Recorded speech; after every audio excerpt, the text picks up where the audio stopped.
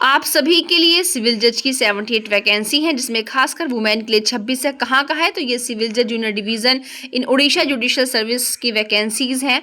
और इसमें जो आपका ओपनिंग डेट होगी एग्जामिनेशन फॉर्म की रजिस्ट्रेशन की, वो 8 मई है और क्लोज हो जाएगी आपकी 8 जून को। जी हाँ, यानी कि 8 मई से फॉर्म फिल होने स्टार्ट हो जाएंगे, क्लोज हो जाएंगे 8 जून को। 1 महीने तक का इसमें टाइम दिया जा रहा है। 78 यहाँ पर वैकेंसी, जिसमें 26 आपकी वीमेन के लिए है, जो यहाँ पर पोजीशन आपकी दी हुई है। Vacancy position as per requisition furnished by the law department government of Odisha. The vacancy position for the post of Odisha judicial service 2025 is 7826 women, out of which जिसमें कि आपके 35 यानी कि which 35 12 women vacancies are unreserved category, 3 women vacancy are reserved की हो गई है। तो यहाँ पर पूरी की पूरी आपकी खोली गई हैं। जैसे कि अनरिजर्व की 35 है तो उसमें से आपकी 12 हैं, ठीक है। और आपकी जो है बाकी SEBC की जो है 9 है तो उसमें से 3 है। इस तरीके से यहाँ पर पूरी कैटेगराइज आपका डिवाइड जो है किया गया है। एज कितनी है? तो भाई 23 साल से कम नहीं होनी चाहिए और 42 साल से ज़्यादा नहीं होना चाहिए। एजुकेशन क्वालिफिकेशन यहाँ पर एक graduate in law of recognise, simple सुन लो भाई, आपके पास LLB की डिग्री और 3 साल का अनुभव हो, at least 3 year of practice as an advocate of 1 April तक का आपके पास। और यहाँ provided that the period of experience as a law clerk, यानी कि किस किस के रूप में आपका जो अनुभव हो सकता है, ध्यान रखिएगा, खोला है इन्होंने। Provided that the period of experience as a law clerk, research assistant to any judge or judicial officer in the country or to any constitutional authority shall be counted towards the period of legal practice। अगर आप इन सब में से किसी के पास भी clerk या research assistant के रूप में रहे हैं तो फिर वो आपकी लीगल प्रैक्टिस में काउंट किया जाएगा। एग्जामिनेशन फीस कितनी होगी? Candidates other than SC ST and PWD category shall have to pay the examination fee along amounting to ₹700 only through online mode while filing the online application form.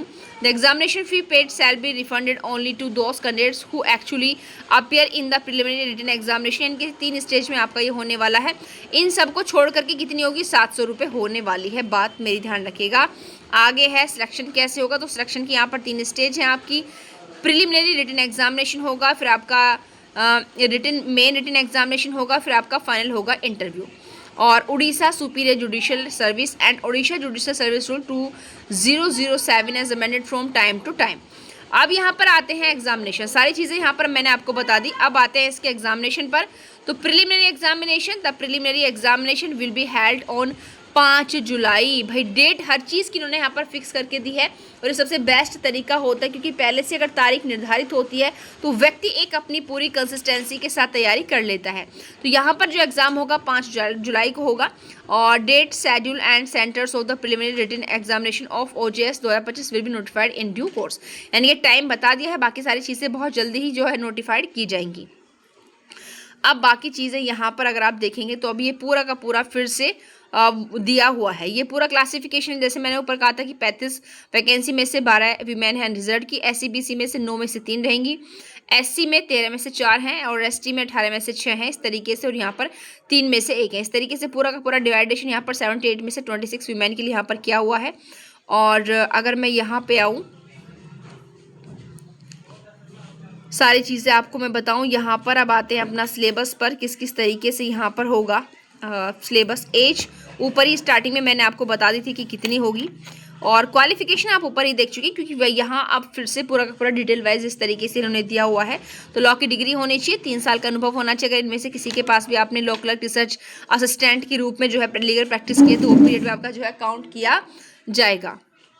और यहाँ examination fees अगर 700 होगी, अगर आप इनमें किसी भी कैटेगरी में हैं से तो आप एग्जाम्प्ट हो जाएंगे, आपको फ़ीस नहीं देनी होगी। और यहाँ प्लान ऑफ एग्जामिनेशन, तो जैसा कहा 3 स्टेज पर होगा। आइए बात हैं पूरा 3 स्टेज पर।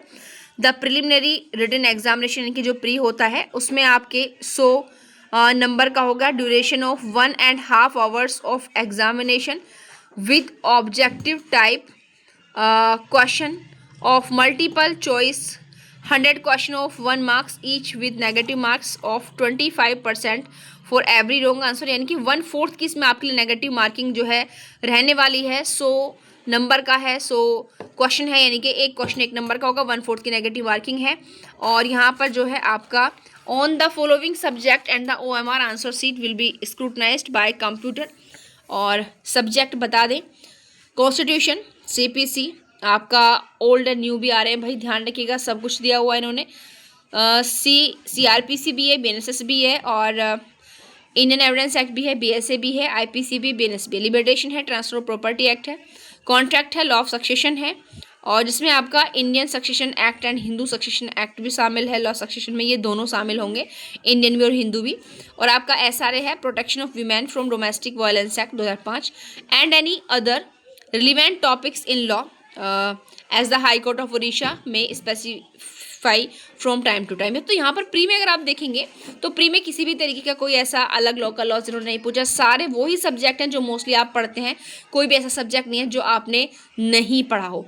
The commission shall call the eligible candidates for main written examination who have secured not less than 35 per centum of marks in case of scheduled caste and scheduled tribe candidates and person with benchmark disability and 40%। ये कहने का मतलब है कि 100 में से भाई अगर आप जो है SC ST या डिसेबल पर्सन में से तो 35%, उसके अलावा अगर आप हैं तो 40% आपको सिक्योर होना चाहिए, तभी आप जो है प्री में पास होकर मेंस में के लिए क्वालिफाई हो पाएंगे। अब यहाँ पर आते हैं मेंस का। तो the main written examination shall be on following 2 compulsory papers and 3 optional papers. तो यहाँ पर देखिए 2 पेपर तो कंपलसरी हैं इसके अंदर, 3 जो है वो आपके ऑप्शनल हैं। Each of compulsory subject shall carry 150 marks, यानी कि जो कंपलसरी है वो आपका 150 नंबर का होगा। ड्यूरेशन 2.5 घंटे दी हुई है बस इन्होंने भाई यहाँ पर। वैसे तो मोस्टली रिटन के लिए आपका 3 घंटे का टाइम होता है, बट इन्होंने कितनी दी है इसमें, 2 घंटे of examination. And each of the optional subject shall carry 150 marks with the duration of 3 hours. और जो आपका ऑप्शनल है ना वो भी 150 मार्क्स से होंगे, बट उनको 3 आवर मिल रहे हैं भाई। कंपलसरी के लिए 2.5 घंटा और आपका जो ऑप्शनल है उसके लिए 3 घंटा, ठीक है। वाह, नंबर आपका 150 का है।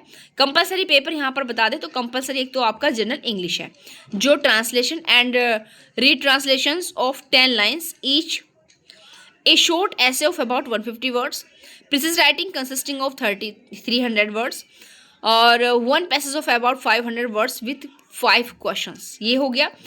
Translation and retranslation of 10 lines is there will be 2 passages, one in English to be translated into Odia and another in Odia to translated into English। तो भाई यहाँ पर ये समझ लीजिए ओडिशा आपको आनी चाहिए इंग्लिश से उड़ीसा में, उड़ीसा से वो इंग्लिश में आपको ट्रांसफ़र करना है, इस तरीके से यहाँ पर आपकी आई। दूसरा पेपर आपका प्रोसेसर का आना है। प्रोसेसर में क्या क्या आएगा देखिए, बस आपका CPC है, सॉरी CRPC यानी कि code of criminal processor CRPC है, और BNSS है, CPC है, एविडेंस है, और साक्ष्य अधिनियम, यानी कि प्रोसेसर में आपके यही चलते 150। तो ये आपके ये कंपलसरी है। ऑप्शनल में कौन सा होगा, 3 पेपर ऑप्शनल है, जैसे एक तो law of crime and law of tort का हो जाएगा, और दूसरा पेपर जो है आपका पर्सनल लॉ, पर्सनल लॉ में आपका जैसे हिंदू लॉ है, मोमडन लॉ है। तीसरा आपका लॉ ऑफ प्रॉपर्टी का हो जाएगा, जैसे the transfer of property act 1882, specific relief act, liberation act. फिर आपका लॉ ऑफ कॉन्ट्रैक्ट में आपके कॉन्ट्रैक्ट है, सेल्स ऑफ गुड है, पार्टनरशिप है, नेगोशिएबल इंस्ट्रूमेंट है, इस तरीके से। और 5 आपका jurisprudence and the constitution of India. इसमें से आपका जो है 3 ऑप्शन रहेंगे, इसमें से 3 आपको चुनने हैं 5 में से, ठीक है। एक कैंडिडेट में चूज एनी ऑफ द, इसमें से आप कोई भी जो है 3 सब्जेक्ट चुन सकते हैं। और यहाँ पर अगर मैं बात करूँ तो आपके लिए फर्स्ट तो आप लोग जानते हैं law of crime and tort ही बच्चे यहाँ पर चुनेंगे, बेस्ट अपॉर्चुनिटी यहाँ पर रहने वाली है। उसके बाद यहाँ पर लॉ प्रॉपर्टी का हो गया और आपका पर्सनल लॉ हो गया। सबसे बेस्ट है ये सारी चीज़ें यहाँ पर आप लोगों के लिए, बाकी अपनी अपनी चॉइस से देखिएगा। और एक candidate shell answer the papers in English unless otherwise directed. तो इंग्लिश में ही आपको पेपर यहाँ पर देना होगा। The standard of paper shall be that of LLB course and in respect of compulsory paper first it shall be of degree courses. और यहाँ पर मिनिमम आपका दिया हुआ है 45% और आपका 33%, तभी आप इंटरव्यू में जो है उपस्थित हो पाएंगे, यानी कि तभी आप क्वालिफाई यहाँ पर होंगे। ओके, और ये इंटरव्यू है 100 नंबर का होगा। Interview shall carry 100 marks. Question to be asked in the interview may not ordinarily be outside the syllabus prescribed for the main written examination in the interview.